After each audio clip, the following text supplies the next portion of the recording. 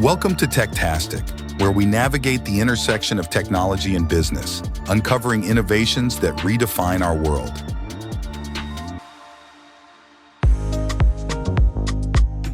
Jason Downing, welcome to It's Techtastic. It is so lovely to have you here.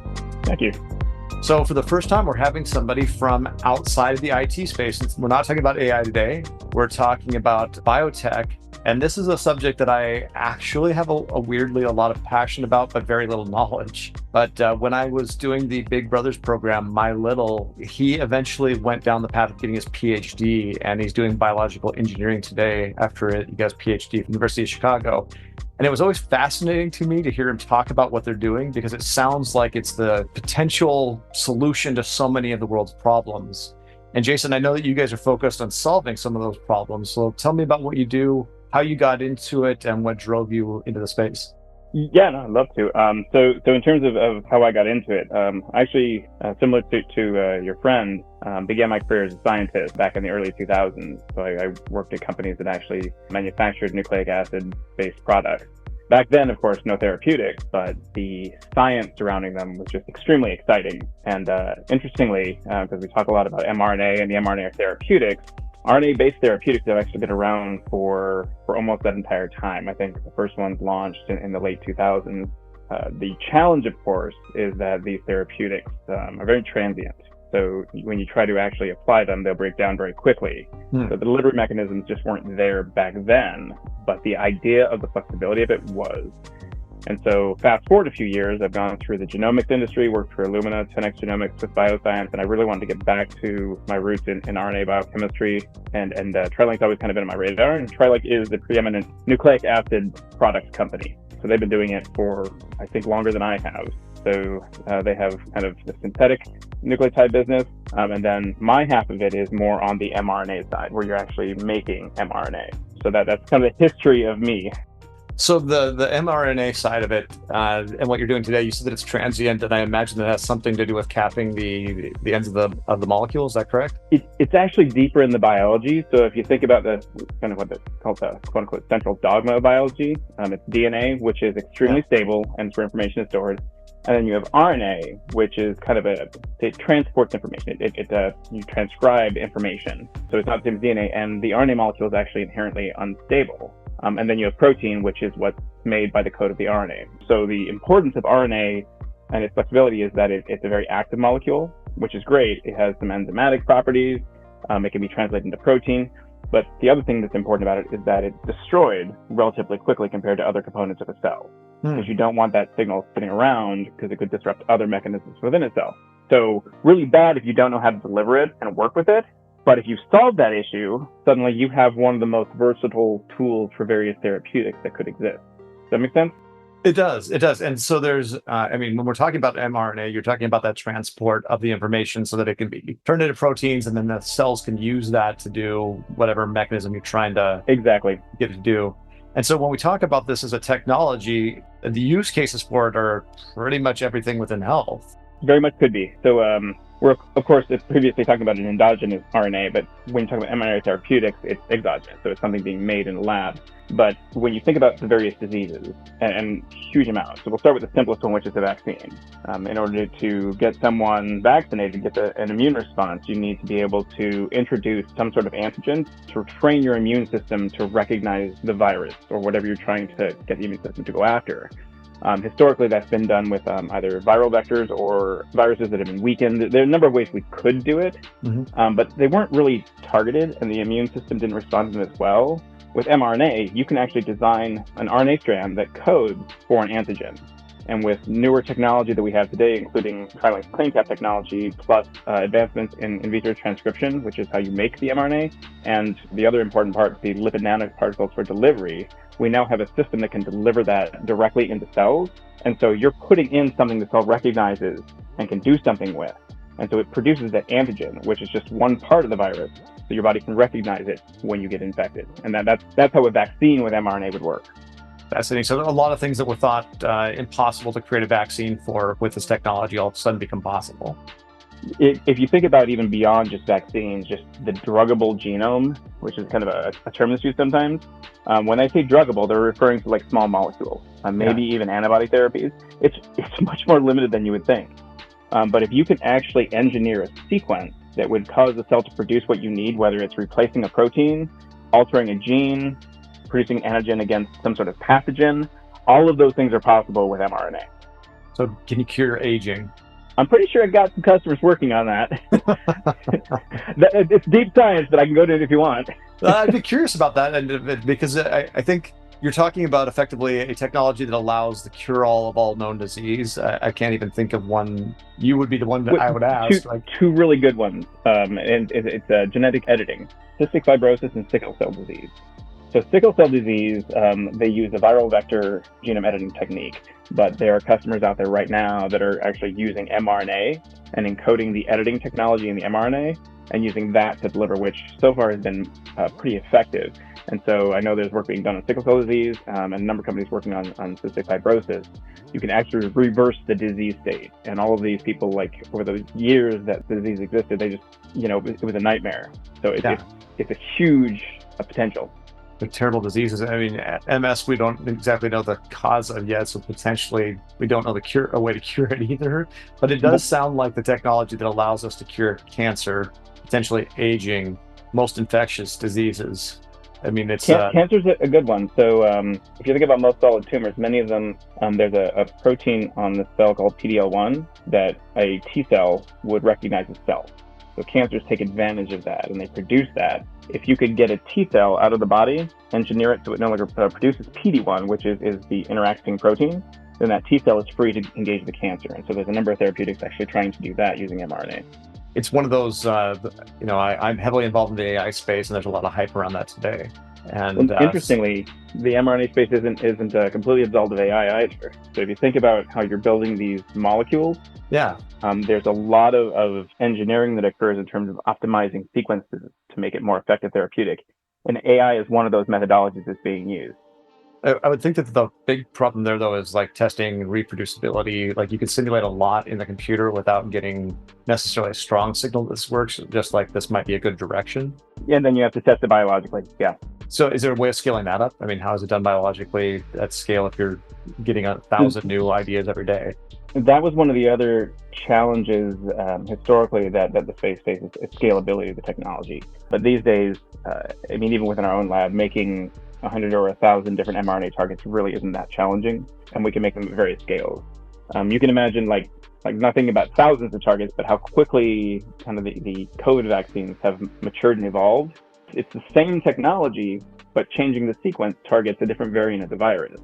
And they can literally get the sequence, ask for the reagents, and have a therapeutic on the market a few months later. That's how scalable it is. And we're talking about potentially billions of doses. That's absolutely amazing. And there's it's not like you've got a lab full of puppies and monkeys that you have to test it on. I will say this, unfortunately, regulatory bodies still feel the need to have those mechanisms in place. But I'm happy to say that with mRNA, the chances of some sort of toxic event or killing an animal is extremely low. It's become it's a more humane technology because of that too, because even like testing. So when we innovate new technologies, for instance, our latest one is a CleanCap M6. Really designed to increase the potency of the drug. So the cap actually prevents decapping, so the RNA molecule lasts longer. The way that we tested that to demonstrate its potential is we actually attached it to a luciferase gene, like a firefly. So it lights up within an organism, and we injected that into a mouse tail, a living mouse, and we're able to image them. And none of the mice died. They were all fine afterwards. That's just amazing to me. I mean, so many of the things that you're talking about, it's the future is now kind of stuff. It's technology that we've all seen in sci-fi movies at some point in the past, thinking that hypothetically it could happen, but probably not in my lifetime. But you're saying that we're on the cusp of it today, and in some cases we're actually able to deliver on those promises today. Yeah, it's Star Trek level stuff, to be perfectly honest. I'm a huge Trekkie. Same. I don't think you go into technology unless you are, and I imagine your field's very similar. Like you have to believe in that optimistic view of the future, and so much of us are informed by things like Star Trek, that utopian post-want and need society. Yeah, actually, going to your aging comment earlier, one of the things that causes aging is the breakdown of the telomeres at the end of chromosomes.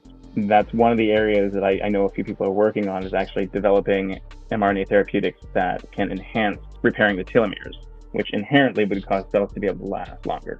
So reversing aging, effectively. I've always been curious about that one. I mean, I conceptually, I understand what you're saying. I understand how that would cause the problem, but there's a reason that cells die at the rate that they do. And I also know that, like, in the development of like your organs and stuff like that, it's signaling from the cells around it that kind of give it the identity of what you are in comparison to the cells around you.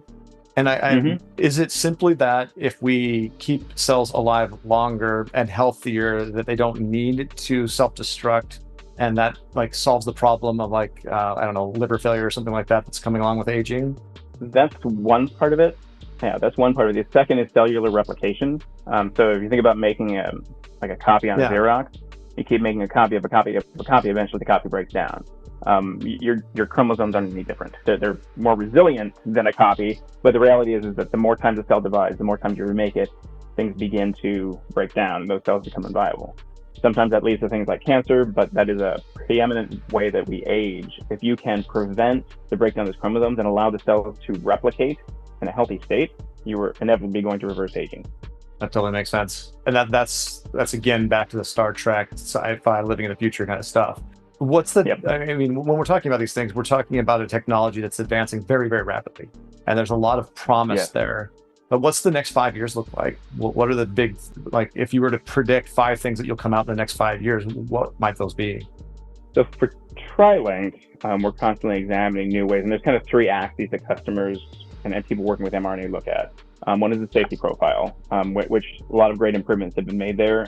You might remember the recent, I think it was the Nobel Prize in chemistry or medicine, I remember which, for the N1 pseudomethyluridine. That is actually a critical component to mRNA technology because it helps the cells respond better to it. It's less toxic. And that was recently announced. But we're always looking to innovation. How can we attack safety? How can we attack scalability? And the other one that I think is probably most important, and where everyone's focusing right now, is on the therapeutic durability. So as I mentioned, mRNA is very transient, but in many cases, you actually want to extend that life out a bit before it's cleared to keep the therapy going. So like M6, the new cap analog we have, that was one of the primary things that it does. But there's an entire other genre, which is called self-amplifying mRNA. There was a COVID vaccine released, I believe, in Japan that uses self-amplifying RNA. So the RNA basically has the capability of replicating itself, not indefinitely, but replicating itself. And then, of course, more mRNAs, more protein is created. So you get a longer lasting therapeutic. So going back to like the sickle cell anemia case, like you can only inject so much of it into the body. It has to go to every cell within the body to have its impact, like change the DNA in an appropriate way. So in the case of most people, that means you're going to have many, many doses of it because you're not possibly going to saturate their entire body with that. Is the idea there that with this type of technology, it replicates just enough to be able to do that in one dose? Is that the benefit? I'm just trying to understand this. No, that's you're getting the benefit perfectly right. So the idea is if you can reduce the dose and still get the therapeutic benefit, the safety profile will always improve. That makes sense. I mean, it's such a complicated world too. I like I said, I know very, very little. My friend who's been involved in it, he tells me things, and to me it always sounds like magic. And I'm sure what I do sounds like magic to him as well, but not at the same level.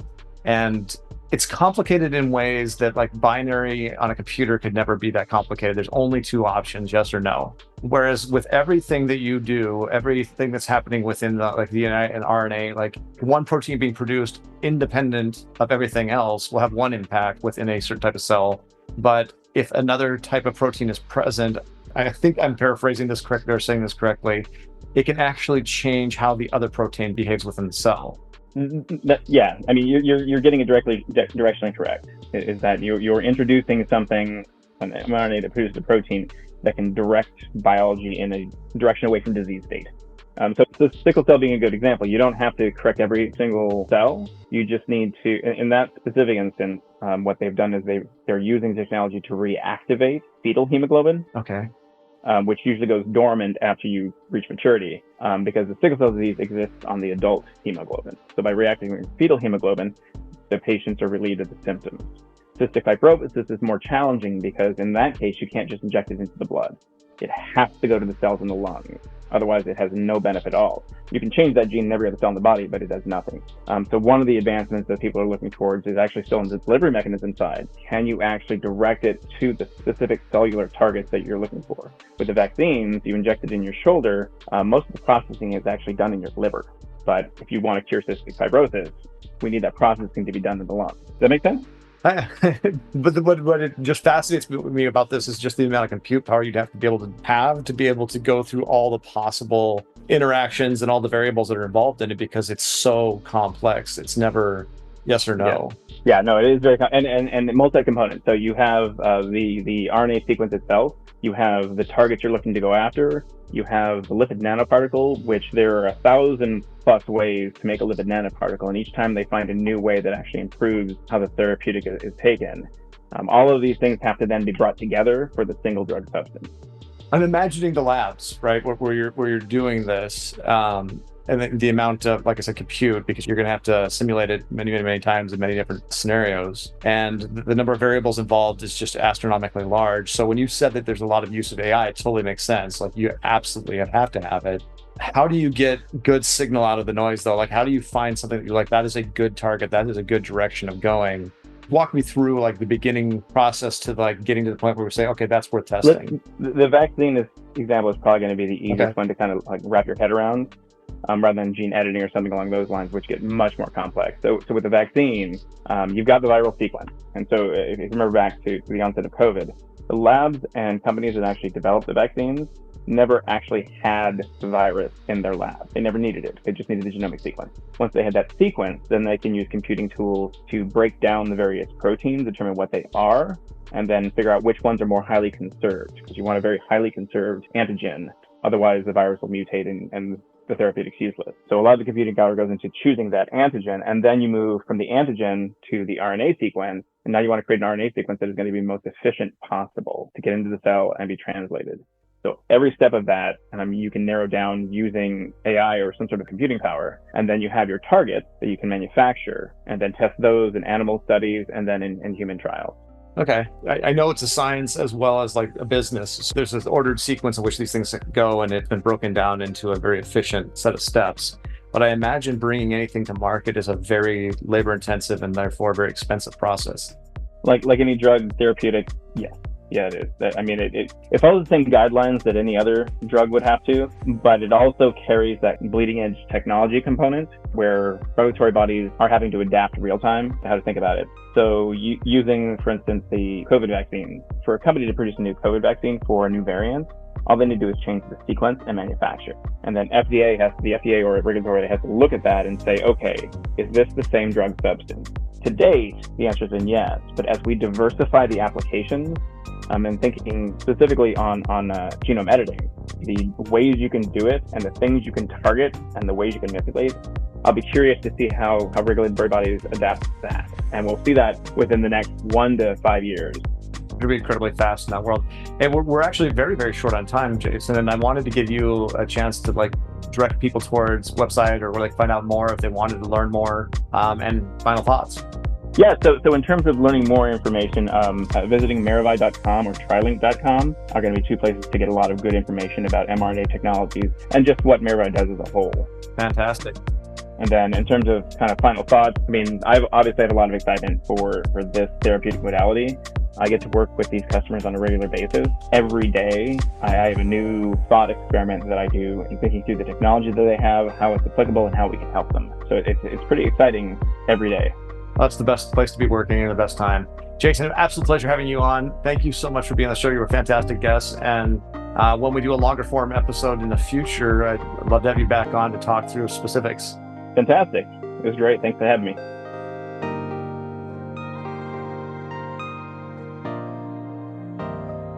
And that's a wrap for this episode of Techtastic. I want to thank you personally for joining us, and we'll see you next time. Until then, keep exploring and stay curious. Thank you for listening. If you are new here and enjoyed the content, please subscribe. It really helps us out. And if you are a regular listener, thanks so much for your continued support. Overwhelmed by tech debt? Discover Vala AI, the solution to tech challenges with the simplicity of a click. No engineering background? No problem. Vala AI enables anyone to effortlessly tackle tech issues, freeing up your time from tech headaches. Make tech debt vanish with Vala AI, where your tech solutions are just a click away.